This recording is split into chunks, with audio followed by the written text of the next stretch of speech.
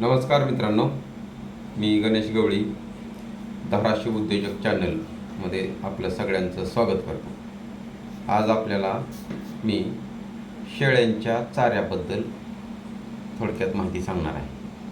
बघा, शेळ्यांना चारा जे दिला जातो त्याच्यामध्ये दोन प्रकार पडतात. त्यातला एक प्रकार पडतो हिरवी वैरण आणि दुसरा प्रकार पडतो वाळलेली वैरण. आता ह्या दोन्हीचं बी आपल्याला या ठिकाणी वेगवेगळं नियोजन करायचं. आता हिरवी वैरण जर म्हटलं तर आपल्या सगळ्यांना तर माहितीच आहे त्यामध्ये कोणकोणत्या गोष्टी येतात. आता शेळी म्हटलं तर तो लाचर प्राणी आहे, त्याच्यामुळं तो झाडपाला भरपूर प्रमाणामध्ये खातोय. तर तो हिरवा चारा आपल्याकडे उपलब्ध झाला पाहिजे. मग त्यासाठी तुम्हाला या ठिकाणी पहिलं काम करायला लागेल की सुपर नेपियर 4G बुलेट नावाचा चांगल्या जातीवंत या ठिकाणी घास आपल्याला या ठिकाणी लावणं गरजेचं आहे. सध्या आपण घासाच्या बाबतीत काय करतोय की आपल्या शेजाऱ्या पाजाऱ्यांनी जो घास लावलेला आहे, तर आपण काय करतो, घास हा शेजाऱ्या पाजाऱ्याच्या आणतोय, कांड्या आणतोय, आपल्याकडे लावतोय आणि ते काढतोय आणि तोच या ठिकाणी आपण काय करतोय वापरायला सुरू आहे. त्यामध्ये प्रोटीनचं प्रमाण हे कमी प्रमाणामध्ये भेटतं. जर आपल्याला शेळ्यांसाठी प्रोटीन वाढवायचा असेल तर तुम्हाला सुपर नेपियर 4G बुलेट नावाची जात उपलब्ध करून ती आपल्या शेतामध्ये लावणं गरजेचं आहे. त्याचबरोबर मका आपण लावणं गरजेचं आहे, कडवळ लावणं गरजेचं आहे, ज्वारी असेल, बाजरी असेल. त्याचबरोबर झाडपाल्यासाठी आपल्याला त्याच्यामध्ये येते शेवरी येते, सुबाबुळी येते, परत शेवगा येतोय, हादगा येतो. परत आपल्याला शेळ्यांसाठी जी आवडीचे पदार्थ असतात ते बोर आहे. अशा प्रकारचे वेगवेगळे झाडपाले आपण त्या ठिकाणी उपलब्ध करणं गरजेचं आहे. मग अशा पद्धतीने आपण काय करायचं, या ठिकाणी चारा उपलब्ध करून ठेवायचा. आणि त्यामध्ये जर आपल्याला बंदिस्त शेळीपालन जर करायचं असेल आणि शेळ्यांचं दूध वाढवायचं असेल, बकऱ्यांचं वजन वाढवायचं असेल, तर मका या पिकापासून आपल्याला मुरघास बनवणं गरजेचं आहे. सायलेज मुरघास पुन्हा आपल्याला मका या पिकापासून मुरघास कंपल्सरी बनवायला लागेल. मुरघास असा बनवायचा आपल्याला की आपल्याकडे जेवढ्या शेळ्या आहेत त्या शेळ्यांना 2 वर्ष पुरेल एवढा मुरघासाचा स्टॉक आपल्याकडे उपलब्ध असणं गरजेचं आहे. मग त्यासाठी मुरघास बनवत असताना आपण या ठिकाणी बॅगामध्ये पण मुरघास बनवू शकतो किंवा खड्डा करून पण मुरघास बनवू शकतो. आणि एकच गोष्ट त्याच्यामध्ये लक्षात ठेवायची, मुरघास बनवत असताना मका ही हुरड्यामध्ये असली पाहिजे. हुरड्यातली मका असेल आणि त्याच्यापासून जर मुरघास बनवला तर तो जनावरांना खाण्यासाठी पण चांगला असतो आणि त्या बॅगामध्ये किंवा खड्ड्यामध्ये टिकण्यासाठी पण तो चांगला असतो. आणि अशा पद्धतीनं जर आपण मुरघास बनवला तर या ठिकाणी चाऱ्याचा प्रश्न आपला हा त्या ठिकाणी 50% मिटतोय. त्याचबरोबर आपल्याला या ठिकाणी हे जी आपण हिरवा चारा टाकणार आहेत का आपल्या शेतामध्ये, त्यामध्ये या ठिकाणी आपल्याला काय केलं पाहिजे की त्याच्या बॅचेस बनवल्या पाहिजेत आपल्याला. आणि त्याची सायकल तयार केली पाहिजे.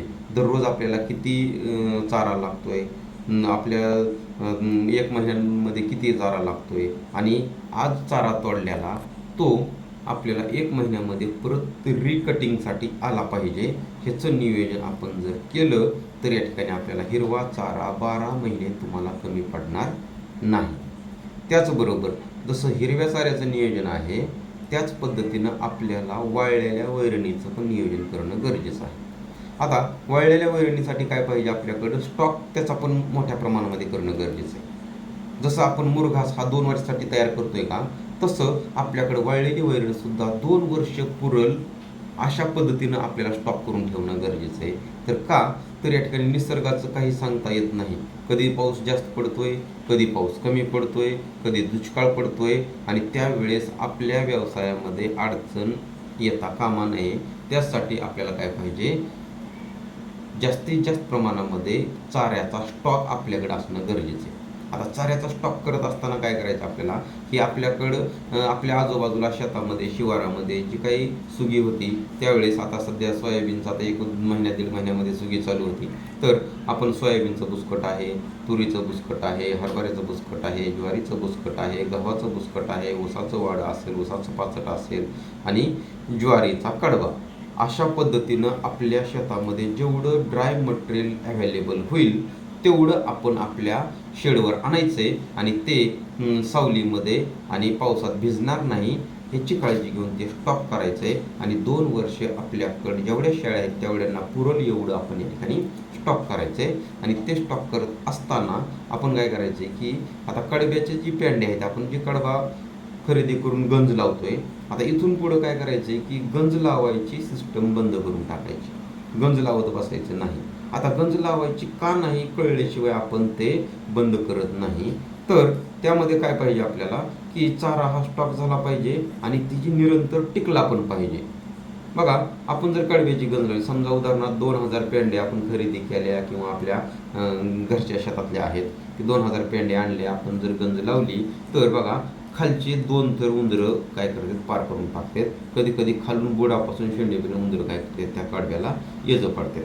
परत त्याच्यावर आपण कितीही भारी क्वालिटीचं तळवट आणून हातरलं तर वाऱ्यानं तो फाटतोय, पावसामध्ये कुजतोय आणि वरच्या साईडचे 2 थर, म्हणजे वरच्या साईडच्या 200 पेंड्या आणि खालच्या साईडच्या 200 पेंड्या, आपल्या 400 पेंड्या त्या ठिकाणी काय होतात, नुकसान होतं.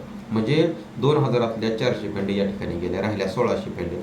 1600 पेंड्यामध्ये परत चारा टाकण्याची पद्धत आपली वेगळीच असते.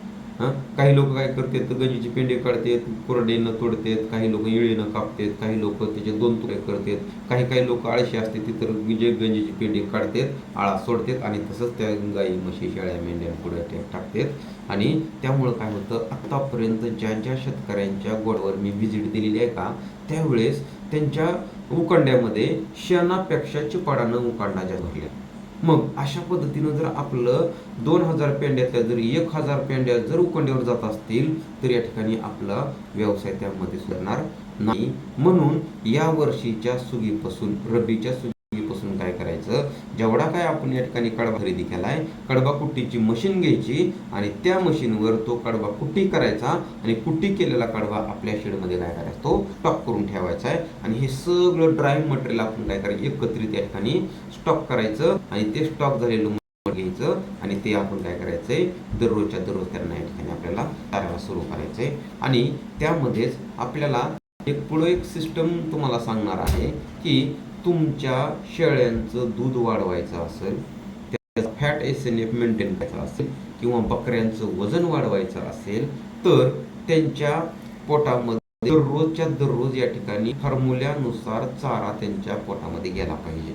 मग त्याच्यासाठी आपल्याला वाळलेली वैरण किती द्यायची, हिरवी वैरण किती द्यायची, मुरघास किती द्यायचा, सुग्रास किती द्यायचा, त्याला पाणी किती पाजायचं, हे पूर्णपणे आपल्याला गणित हे कॅल्क्युलेशनमध्येच लावणं गरजेचं आहे. आणि कॅल्क्युलेशनमध्ये आपल्याला गणित लावायचं असेल तर तुम्हाला या ठिकाणी माझा TMR नावाचा एक सिस्टम आहे आणि तो प्रोजेक्ट तुम्हाला ऐकणं गरजेचं आहे. आणि तो TMR, टोटल मिक्स राशन, असा तो फॉर्म्युला आहे. आणि तो फॉर्म्युला जर तुमच्या लक्षात आला आणि तो फॉर्म्युला जर तुम्ही फॉलो केला तर या ठिकाणी तुम्हाला 100% त्या तुमच्या फार्ममध्ये त्याचा फायदा होणार आहे.